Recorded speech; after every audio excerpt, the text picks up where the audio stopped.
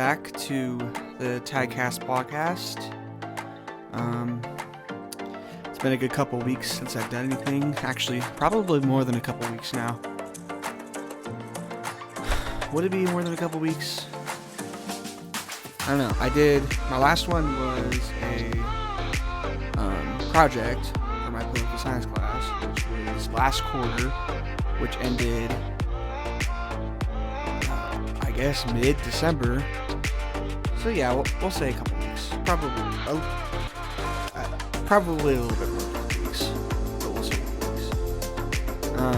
weeks. Since then, I have taken winter break from school and worked a lot and went home for the holidays for a little bit.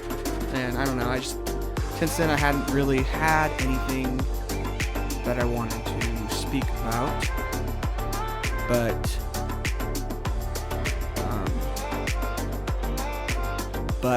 something's been on my mind, specifically today. And I guess I just kind of wanted a place to talk about it. And I realize, I don't know, that probably not many people are going to listen to this, but I don't know, I just felt like I needed somewhere to just document my thoughts on this, so that's what I'm doing. And as for the podcast, I know that it's been a while since I've done one, but I feel like it's possible that I can find myself getting into a rhythm or into a schedule where I post frequently and like in a schedule, but and that might start with this today, but this is more for me right now. Yeah, this is more for me, I think. Okay, so I work in the customer service industry. I'm just gonna be completely candid about what I do. I work at a store called Fred Meyer. I got hired at Fred Meyer in July of 2020. So like a few months after, shit hit the fan, so to speak. I guess we're not really in that era anymore. It's more of a post-COVID world now, sort of. I mean, I guess it still exists, but it's definitely not on the forefront of everybody's minds anymore. It's still an issue, but it's not on the forefront of everybody's minds. So yeah, it's been a good couple years of this. I started at the store in my hometown and moved to Ellsburg, Central, to attend Central Washington.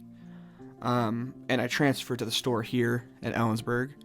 So, different store from where I started at, but still the same job. I got hired on as a cashier in the front end.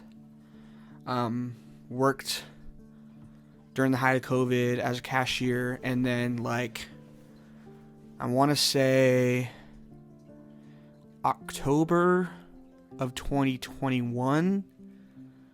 That sounds right. October 2021, I got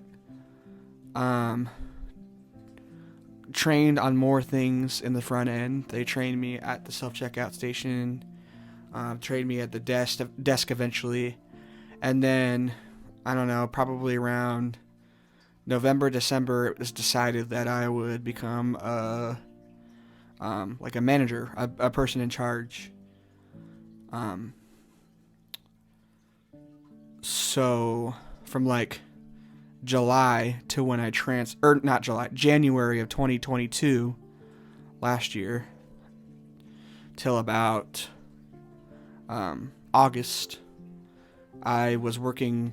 I was technically part-time, but I was working full-time hours as like 40 hours a week as a front end manager at Fred Meyer, which was a pretty like eclectic experience. There was definitely good days and bad days. Nothing too like crazy ever really happened. I mean, you had the things that you would have as a manager at a store, like police interactions and crazy customers and feces all over the bathroom walls and employees not coming in for their shift or constantly calling out sick and having the awkward responsibility of being the 20-year-old manager that has to like, I wouldn't say reprimand, but be the person to kind of speak in a serious tone to people about constantly calling in and like things they're doing wrong in the job, which was, I don't know. I feel like in the beginning it took me a while to gain the sort of rapport that you need with your coworkers to like be taken seriously when you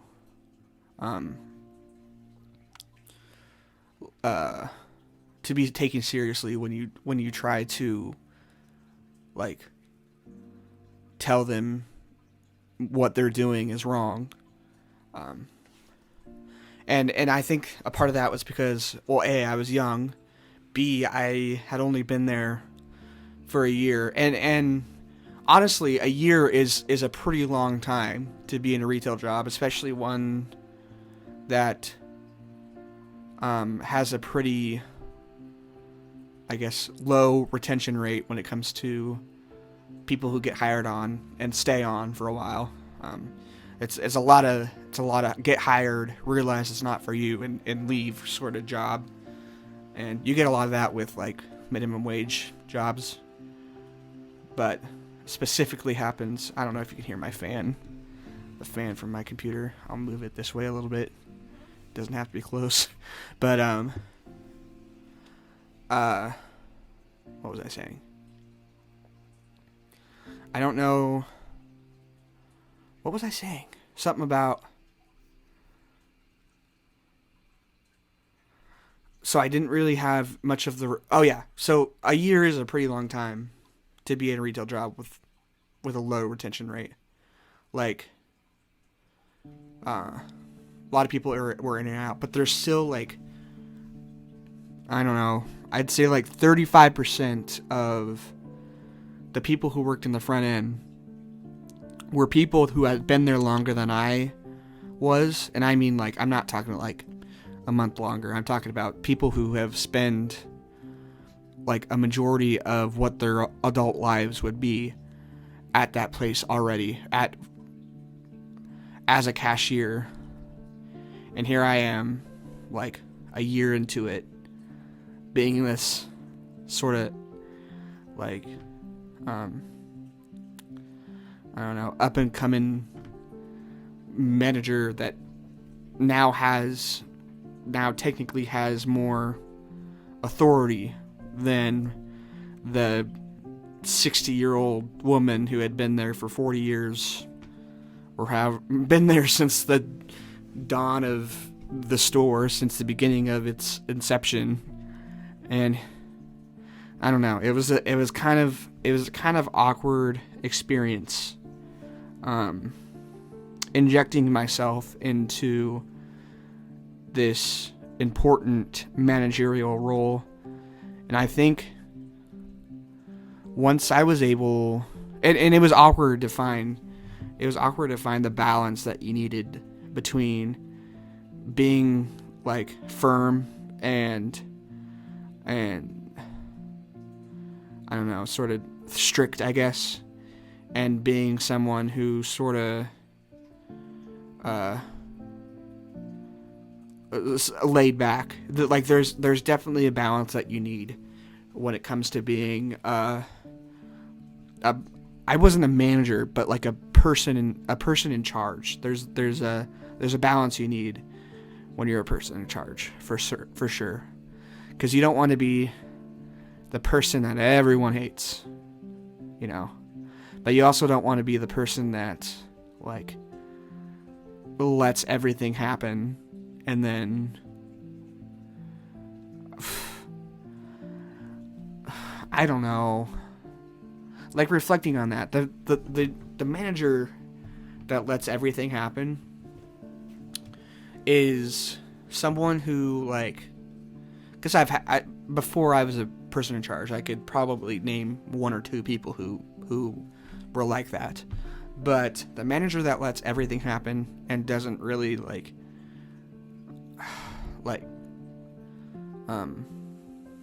take anything by the books per se is definitely easy to get through a shift with, but like in the grand scheme of things, like, you know that when there's an actual issue that comes up with your job that you feel like you need to be addressed, that manager is pretty much rendered useless. Like, if you don't live somewhat by the books, and as someone who takes the job somewhat seriously, then you're not taken seriously. And like, yeah, sure, it's nice to have someone to talk to in a non-formal way, in an authoritarian, not authoritarian, but that's in a position of authority. But I think you can only go so far as someone with that sort of reputation as a manager. Like, you can't be only that. Like, that just doesn't work. It doesn't keep things flowing the way it needs to. So, I think I was able, at least I think I was able to find a good balance between someone who was pretty laid back, and that I hope, someone who's pretty laid back, and someone that you were wanted to talk to every day in a normal way, not all shop all the time. Like, I hate relationships in work where all you're doing is talking shop. Like, even like the small talk of, oh, it's been busy today, blah blah blah blah blah. Like, if the only if you're listening to this, and you probably aren't, and you've worked with me in the past, if you've only had a work conversation with me and nothing beyond that, I really didn't I was pleasant around you, probably, I hope, but I really never saw you as someone who was enjoyable to be around. Like, you were just kind of there to me. And I don't know, maybe people who only talk shop like it that way, but I don't really like having primarily those kinds of relationships in an environment where I'm working long hours almost every day of the week. You know, it just doesn't, it's not, I don't know, it doesn't make it possible to get through for me. So, and I don't know, I think that sort of mindset is what led me to finding the balance between laid back and cool and good at, being a manager. And I don't know if people caught on to that, but I do know that after a few months of doing it, I did not get as many cold shoulders and annoyed looks when I asked people to do something. And I always did it the nice way. I think they realized I was one of the people that asked to do things in the nice way. And I don't know, I just kind of tried to mold myself into someone that I think would be a tolerable manager. That was what my vision was when I went into it, and I think that I really do think that I ended up getting there, which was nice. Like, it felt good. I kind of like pretty much only did those person in charge shifts, which is kind of a different beast than regular, like, service desk self-checkout cashier shifts. Those shifts, you are attending to customers your entire shift. Your entire shift is interactions with customers, making transactions happen, all that, making it right for people with their transactions, basically being the last sort of person that you interacted with at the grocery store. That was your job as a customer service person. And after I got promoted to that manager position, I keep saying manager, it's not really manager. It's closer to shift lead if you are more familiar with like the restaurant sort of style of like job hierarchy. It's more under that sort of thing. But anybody who's done that sort of thing knows that you have like important managerial decisions to make, especially when you're alone. And usually you're alone like at night, or like when your higher up is taking a lunch or something. That's once they go home for the night, or once they are taking their lunch, you are the only person that someone can go to when they need a manager or need to speak to a manager. And so you essentially become the manager. So I guess shift leads are managers, but I hesitate to call it that, because it's still, you don't really have as much managerial responsibility when it comes to how things are ran as a whole, but it's still, people still look to you and see management. When someone asks for a manager, you are one of the options, and sometimes you're the only option. So yeah, so basically doing that, just doing those person in charge manager shifts,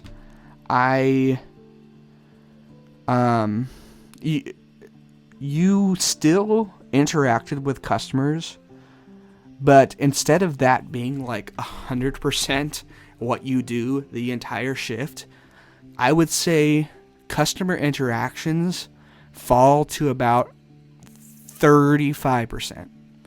The other 65 is making sure employee needs are met, making sure the schedule's on time, which those two things are like pretty time consuming in it of itself. Like, those two things are like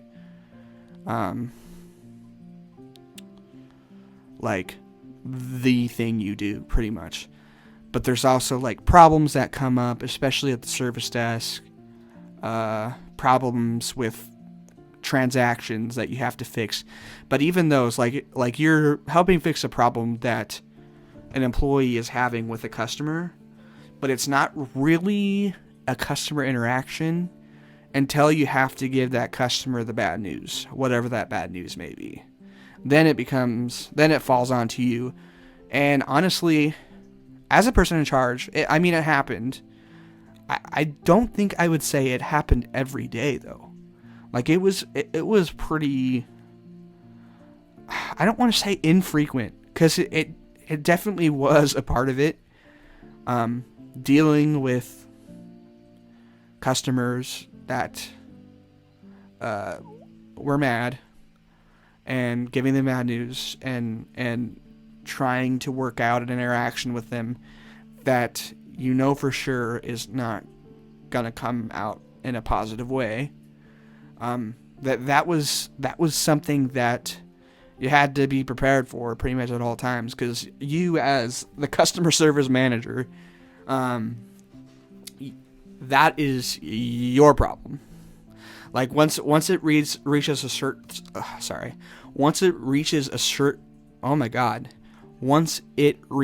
a certain threshold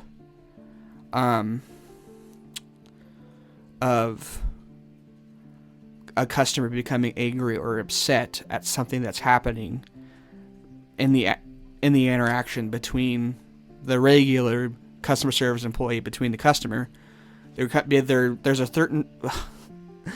certain threshold where it becomes the manager's problem. Like, I remember when I was just starting out as a regular customer service person, like as a cashier, anytime something would happen where the interaction between the customer was starting to take the wrong path, it was an immediate call to a manager. Like, I did not wait at all. I didn't try to. Usually, I did not try to fix it myself. It was always like, oh, something's wrong here, manager, every single time. And that's how pretty much every cashier level customer service person will operate. Like, and that's honestly like that's how it should be, really. Anytime a cashier level customer service representative is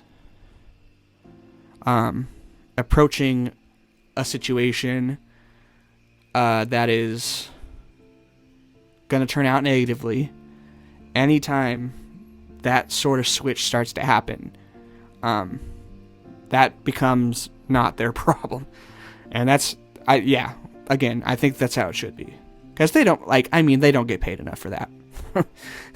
At the end of the day, like, their primary job duty is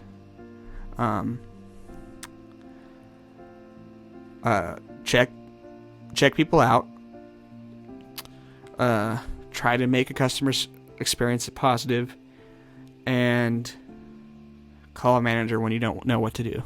Like, those are the three, especially as a cashier, those are your three things. There's not really a higher level to that when you're a cashier. So when it became me that did that, I kind of adopted this sort of mindset of, when things turn awry, I am the guy. Like, when things start going wrong, I am the guy who takes initiative. Even before I moved to Ellensburg, when I was still a PIC, sometimes I would get non-PIC shifts, and usually those were service desk shifts, like closing service desk shifts. Even when I was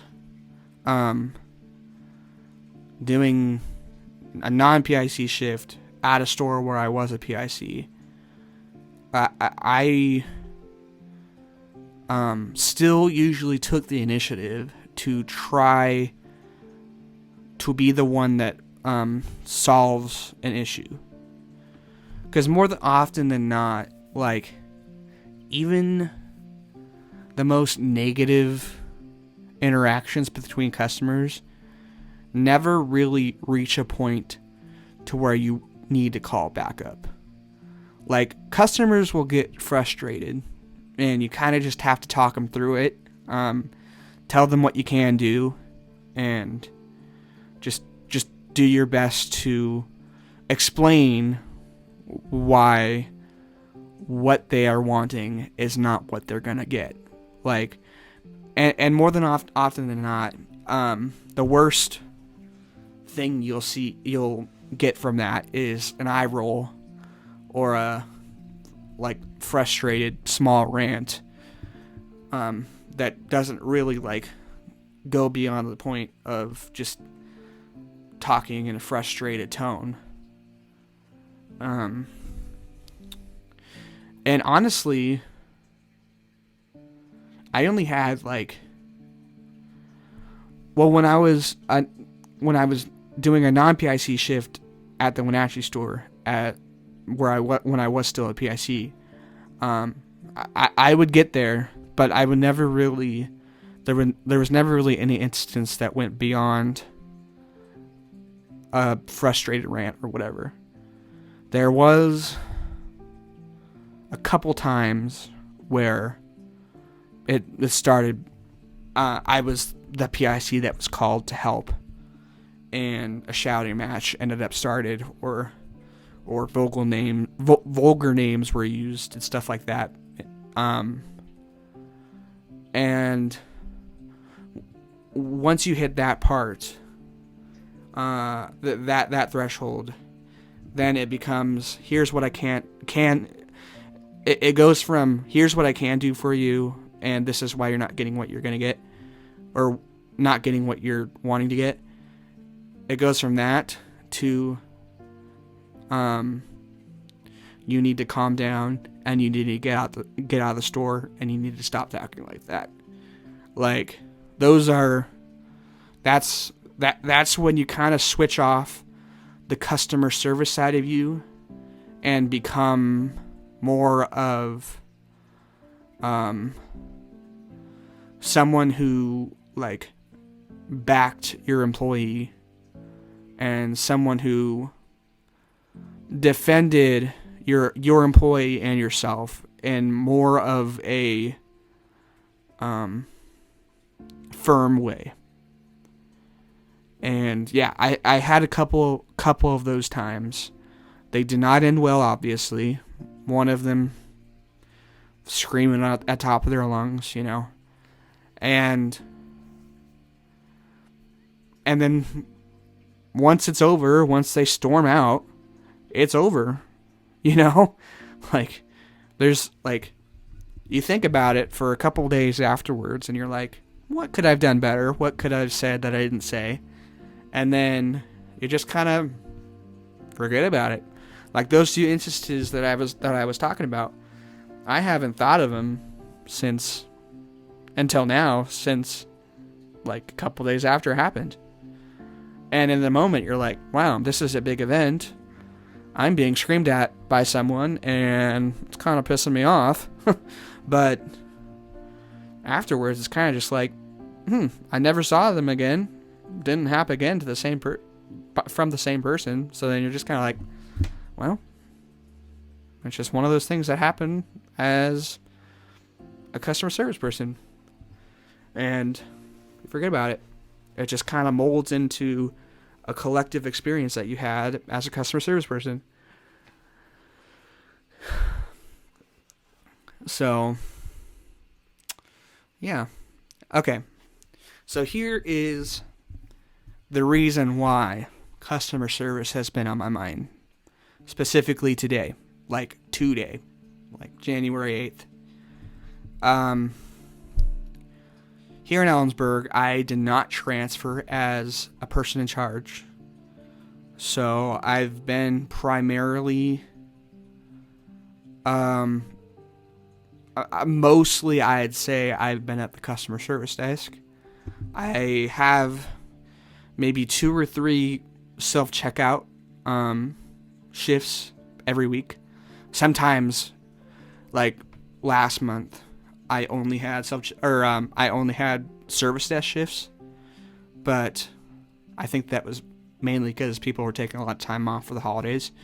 But in general, my experience so far at the Ellensburg store has been about a 80%, or I wouldn't say how much. I'd say more like 75%, 70% service desk, 30% self-checkout / cashier. That's kind of been the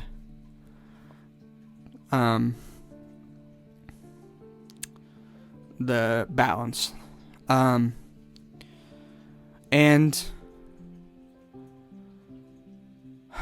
so the interesting thing about this is that, yeah, I had been working at Fred Meyer for a year and a half, transferring to Ellensburg in September. I had a lot of experience with how things are done from a corporate level at Fred Meyer. A lot of like I know a lot of like the rules and the systems and the processes that go into running the front end and doing the individual positions that are in the front end. But you gotta remember, like, I started doing person in charge shifts in January.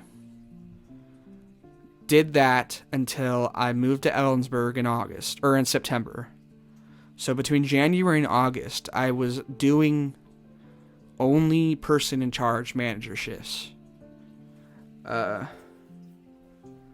So in that time frame, I didn't really do those 100% of the shift customer interaction things. Like, I was running the floor, making sure everybody was where they needed to be, making sure everybody's needs were met on the employee level, and solving problems as they arose. In that time frame, it was just that. Or it was all of that, not constant customer service 9 hours in a day. That's something I hadn't really experienced since, like, doing the maybe 3 or 4 weeks of just desk and self-checkout shifts when I was trained on them at the Wenatchee store. Because it was only a good, like, 3 or 4 weeks of that. And then person in charge. I was a manager. So I didn't really have a constant experience of months and months of 9-hour shifts doing 100% customer service shifts in a day. Or in a day. So it was like, I don't want to say I didn't know what I was doing, but I felt out of my element just talking with, sorry about the ding. I felt out of my element just doing the customer by customer interactions. It just didn't feel, like something I was used to doing. And I don't know, for a good while there, it kind of drained on me. Cause doing that for long hours, talking with people and sorting their groceries out, it gets kind of mundane and repetitive, and then every once in a while you get the BS problem that shouldn't even be a problem, but it ends up being a problem anyway, and people have problems that you have to deal with, and everything just becomes a big old problem, and then the problem gets solved, and then you're like back to normal. It's like How do you go from chaos and problems and problems and problems and problems, and then you're back to just doing, hi, how can I help you? Do you have a rewards card? Do you have a rewards card? How can I help you? Do you have a rewards card? Do you have a rewards card? And then at the desk, hi, how can I help you? Oh, you want some lottery tickets? Okay. Oh, you want to return that? Do you have a receipt? No? Okay. Do you have a rewards card that I could use to look it up? Okay. Uh-oh, it didn't find it. Here's what we can do. I can use an ID, and we can get you on store credit. Uh-oh, it looks like you returned something in the last 6 months. Without a receipt. I can't do it. Uh-oh, now you have a problem. Uh-oh, time to argue. It's just a constant cycle of you do the normal stuff, and then something goes a little wrong, and then you're like, uh-oh, problem. And I don't know, it just feels like so just dumb. Like, it just feels so, like, irrelevant and such a, like, annoying use of your time. It just doesn't feel like a good use of time to just go through that cycle hour after hour, day after day. But I don't know. After doing it for a few months, I started getting into the groove of just being okay with it and doing it. And I almost quit for a second there for more reasons than just that. But I got back into it. Now I'm still there. So yeah, with the context of me not being a person in charge anymore and just doing the customer service stuff,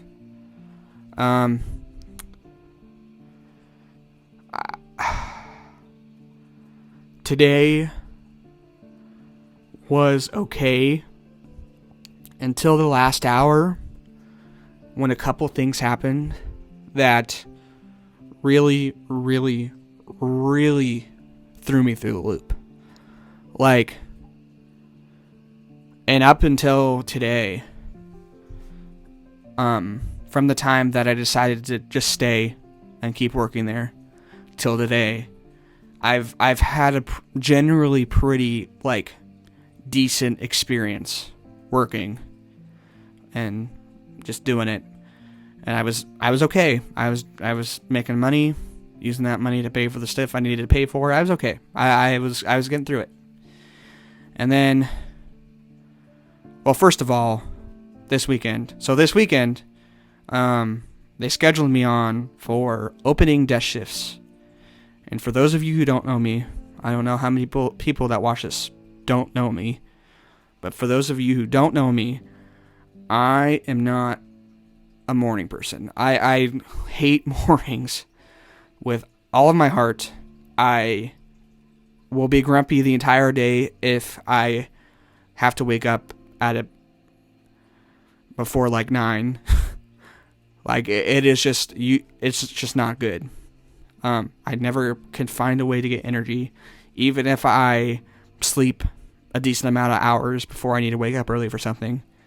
Even if I get coffee, even if I get all the caffeine in the world. I don't know if it's a health issue or I don't think it is. I just think it's just how my brain works.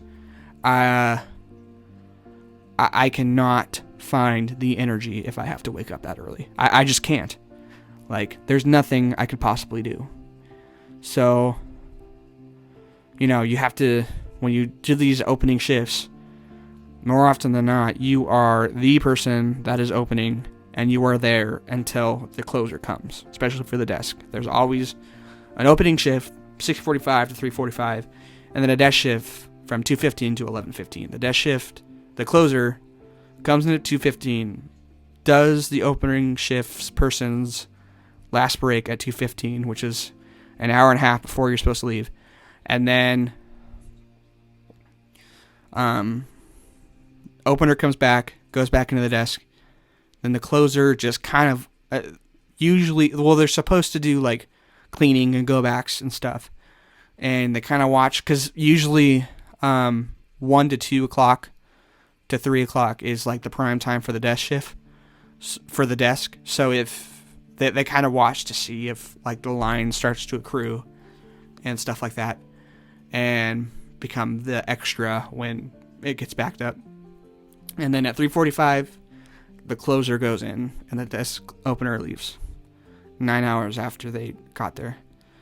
And usually I'm more used to the closing shift, but they're starting to do me opening desk shifts on weekends. So that's been my thing. So yeah, and doesn't really work for me. No, not a big fan. But I don't know. Yesterday, I didn't have the energy to do it, but I did it. Finally got like some sort of boost of adrenaline around noon, and I got through it. No big issues yesterday. I did all right. And then today, got in, same feeling, but I just did it, and things were going good. Got kind of busy here and there, but things were going good. No big issues. Got my lunch. Got my breaks. All right. Desk closer comes in 2:15 today. Gives me my break. I come back. Up until that point, nothing crazy happened. I was on the last hour and a half of my shift. It was time to think about leaving. And then 3 o'clock rolls around. I get this woman who had, what did she have? I think she had some sort of book.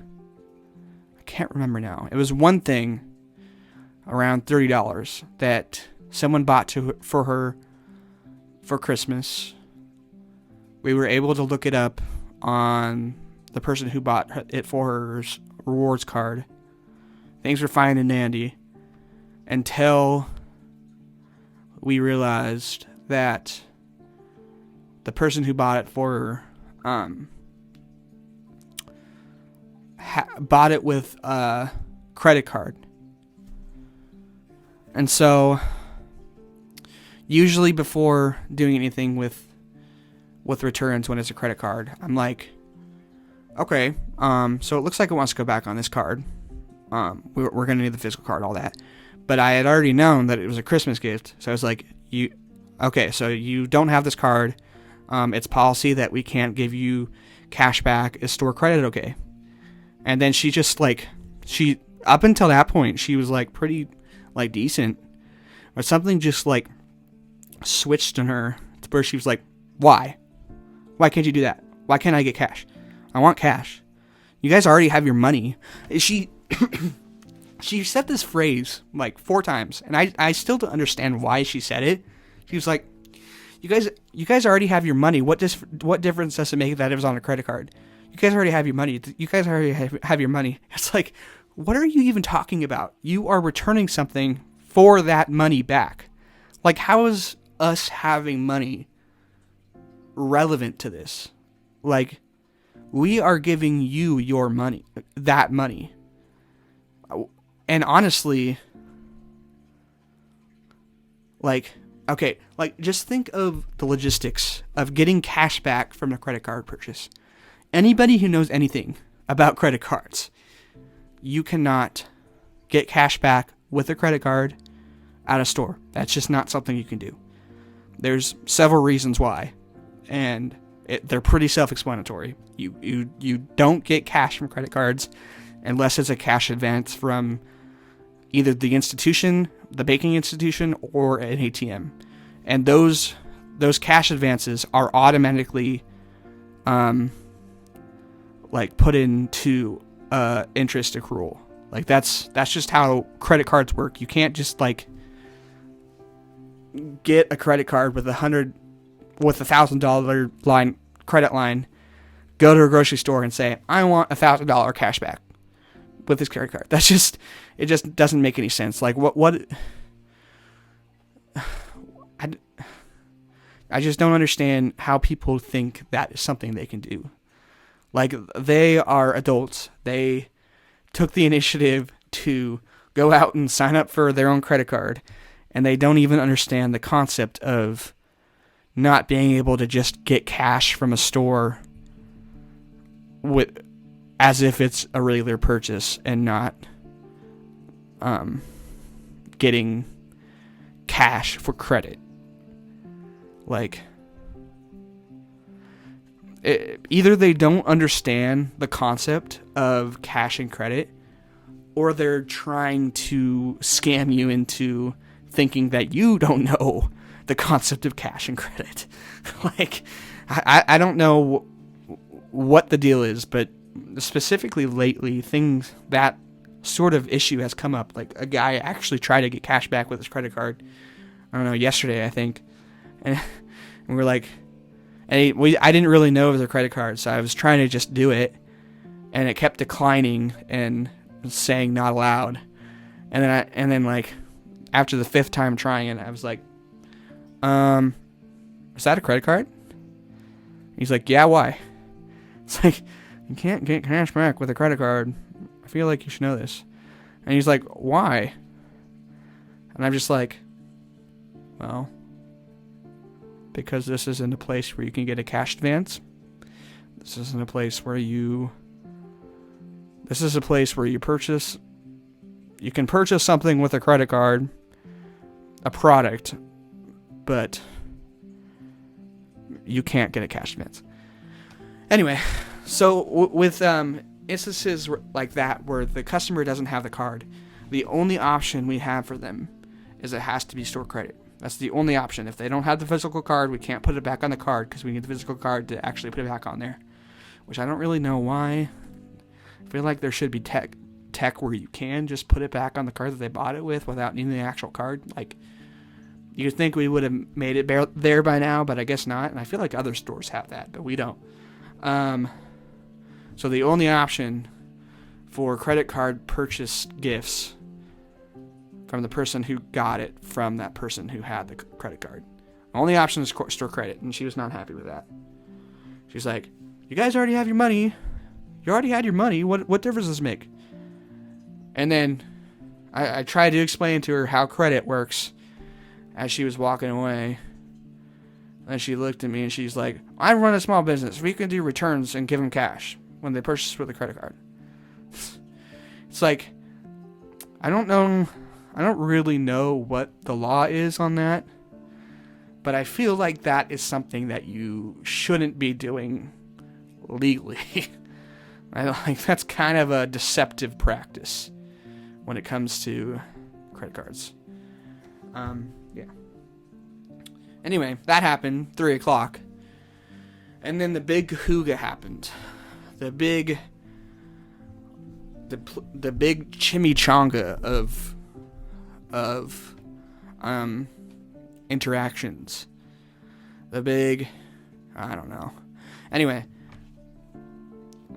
so again, I want to preface this with, I worked as a person in charge for 8 or 9 months.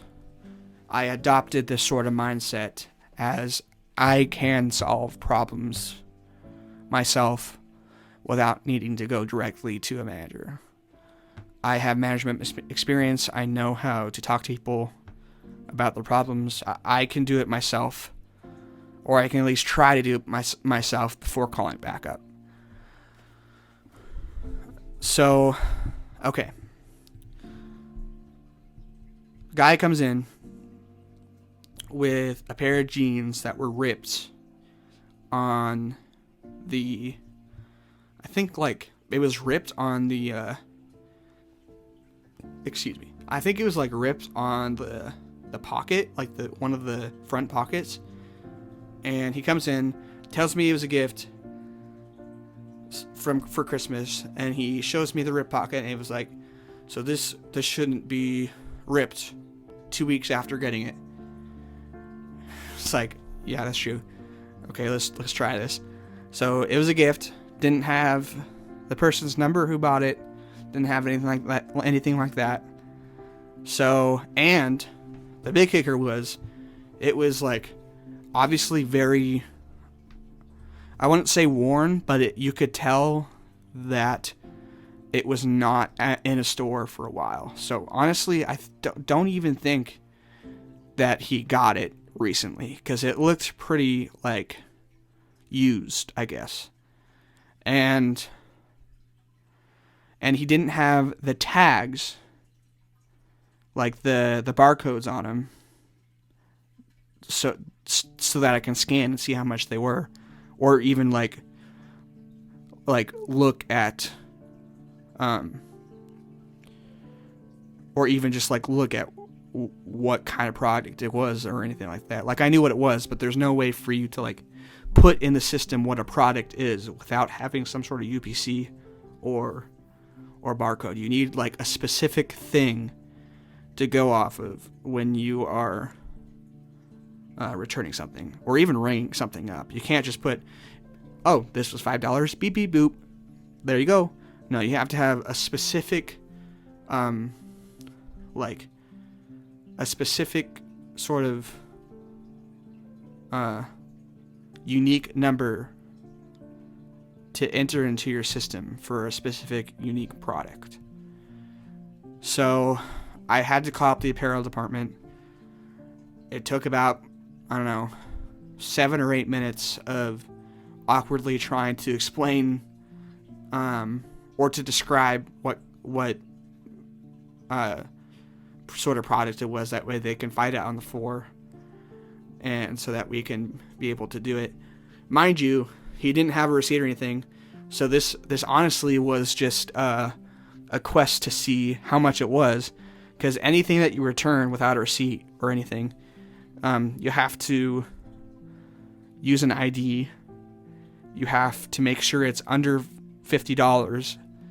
You have to put it on store credit, and you have to make sure that they hadn't done that in the last 6 months. You can only do one of those one time every 6 months. No exceptions. If it says that they've done it before in the last 6 months, you can't do it. There's no way. There's like, you have to bypass it with a manager override, and they'll say no because it's against policy. So after about 7 to 10 minutes of trying to figure out how to find this item, waiting for the apparel person to find the UPC for the item, customer was getting pretty impatient with it. He was ready to get things going. He was already kind of like a little uneasy that I had to get his ID for it. And then 10 minutes later, finally found the UPC for it, put it in my system, $60. It was under 50, or it was over 50. So at that point, I knew that this was not a return I could fulfill, even though it was a broken product. Like, there's no way policy-wise for us to go forward with any sort of return or refund without having a way to find a proof of purchase or whatever. There's no way to do it. So I let him know, try to do my best to explain it in a way that would make him kind of sort of understand why this was happening and why I couldn't do what he wanted me to do.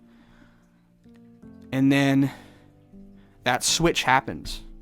The switch from somewhat tolerable to someone who is about to go odd on you.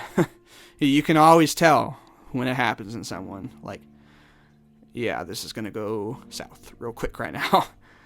He switched. And then what I'm about to describe is by far the worst interaction I've ever had with a customer. And at this point, I was way too enthralled in my perception of myself that I could handle situations like these on my own, that I didn't even like consider trying to call someone up or trying to call for backup. even when it started getting worse, like that wasn't even like a solution that popped into my mind. And in hindsight, I should have called someone to help me out. But yes, so he switched. At the time, I still had his ID because that was like right after I found out that we couldn't do the return because of the price. And he under his breath was like, you have to be fucking joking me right now. And then I tried to, in like the most respectful way, and be like, no, I'm sorry, I can't do it. And then voice raises to about a medium shout. It wasn't anything too big, and it never really got into anything too big, but it was still a lot. Raised, and he was like, give me my fucking ID back now. And I of course automatically just handed him his ID. Didn't even think to like apologize or anything. I just gave him his ID, and then he was just like, fuck you. And then I don't know. He just like looked at me in a way that was so just like, I don't know, it just infuriated me so much. And then I was just kind of like, as he started to walk off, and I in hindsight, again, I probably shouldn't have done this. I should have had backup. I should have just, honestly, I probably shouldn't have said anything else. But he started walking away, and I just said under my breath, I was just like, screw off, dude. And then, okay, so I was in the corner, like the far end of the service desk. So as he was walking off, there's this little like section on the corner of the service desk that was like blocked off with gift cards. So when you walk away from the area where you're speaking with the person at the service desk, especially if you're going, when you're leaving, you leave past the service desk, if that makes sense. Like if you're leaving and then you end up leaving past the service desk and not the other way towards like the restrooms and stuff, like away from the service desk instead of past the service desk. There's this like little section where you don't see someone as they're going past the service desk because of the card display. And as he was walking through that section, couldn't see him, said it under my breath, screw off, man, just screw off. And then he comes past that section, turns to me, and he was like, once he got to the other side of that section, and I'm saying this is like it's a big section. It's really not. It's like a 1.5 second sort of time period between when you start leaving the service desk and start going past the service desk that you don't see him. But once he passed it, he immediately turned towards me to the side of the service desk, and I'm just gonna say what he said and quote him. I'm not gonna be sugarcoated or anything. He looked at me. He was like, "What did you say, you fat bitch?" And at that point, I just lost any sort of like rational, like, okay. Another reason why I said screw off is not necessarily because he was saying fuck you.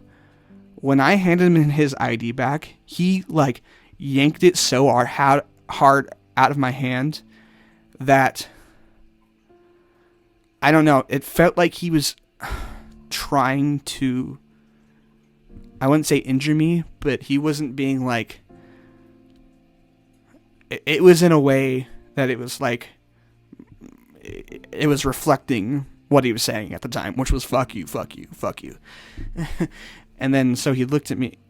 So at that point of time, I was pretty infuriated. any sort of rational thought left my brain. I was saying, screw off. He said, what the fuck did you say, you fat bitch? And I raised my voice quite a bit. And there were other people in line. People saw me. And I don't know. I don't know if this is an embarrassing to say, but I said, fuck you. Or not fuck you. I said, fuck off really loud. And I pointed my finger to the door to leave. And after that point, I was so, like, mad and like, infuriated. And I felt like I could have said so much more to him. But at that point, he started saying some other stuff to me that I was so mad and infuriated that I just kind of blocked out and I don't remember it anymore. But after I pointed and said, fuck off, I looked towards the next customer and about like 10 seconds of him saying stuff passed and me not responding to it, that he did eventually leave.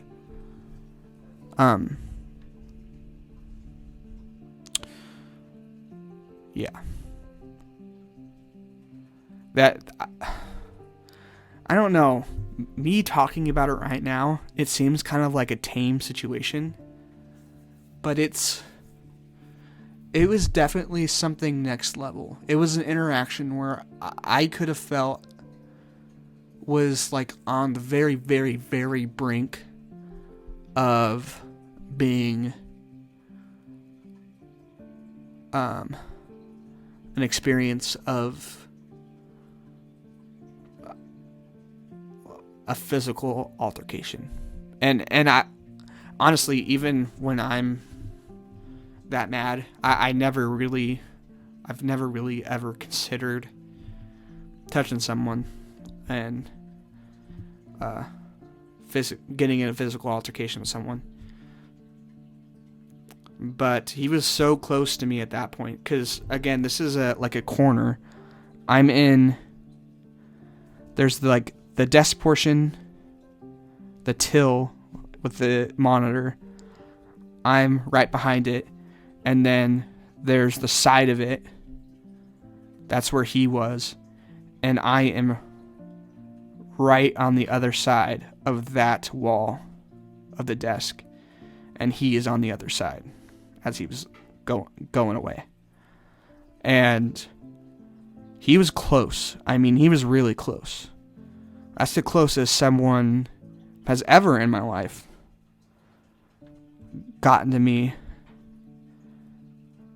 and interacted with me in that bad of a way. Like, I've never even, honestly, I don't think I've ever even like talked to someone like that. Like, I don't think, and like, he threw the first punches, but I'm not really someone to respond like that.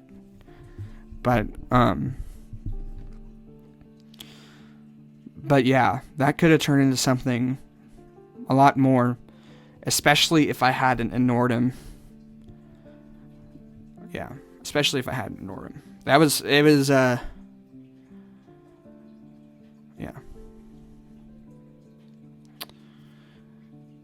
Yeah, that's definitely my worst experience so far. That's definitely something that has reached a level that I've never experienced before. For sure. And, like, this was like 15 minutes before I was off, too. So, like, if he had come in 15 minutes later, I would have never talked to this guy. But,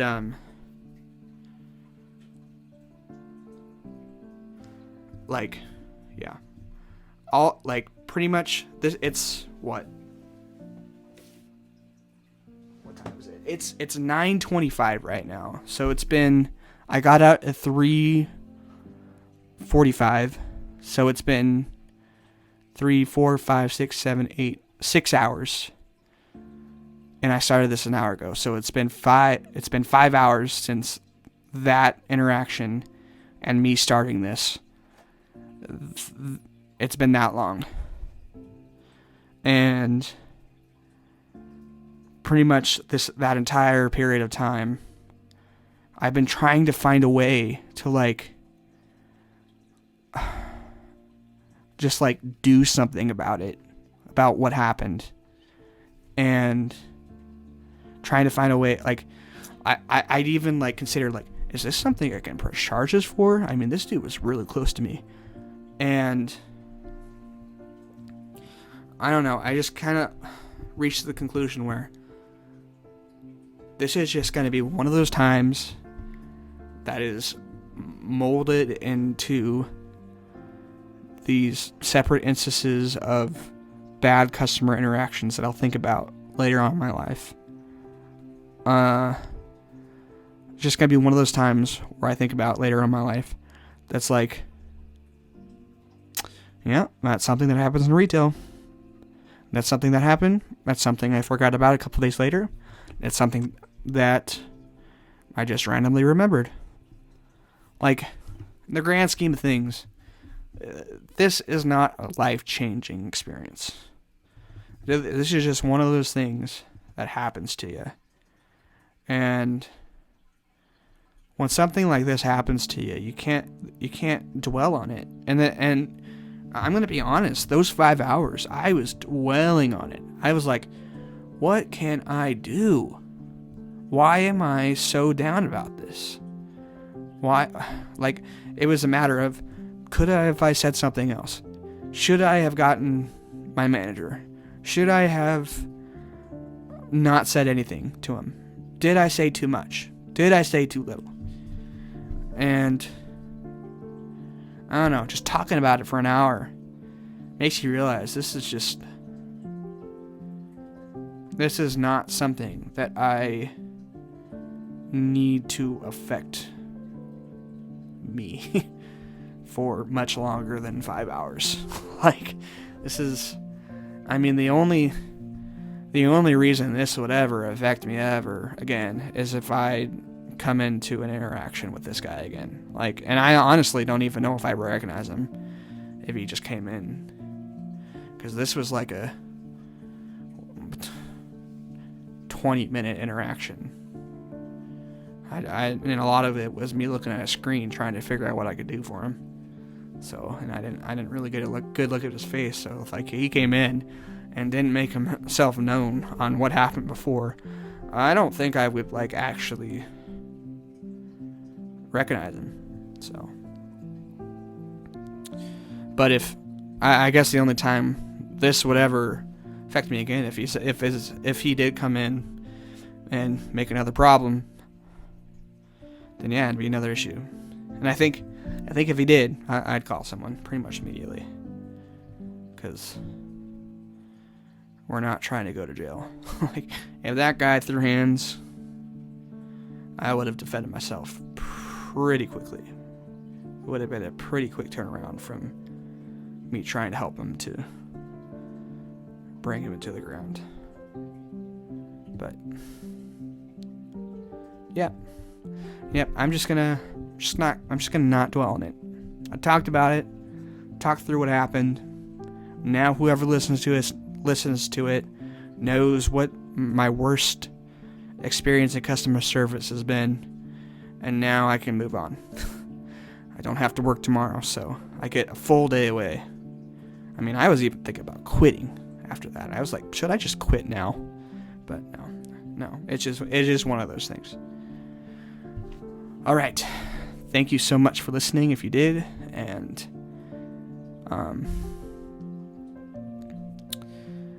don't dwell on shit.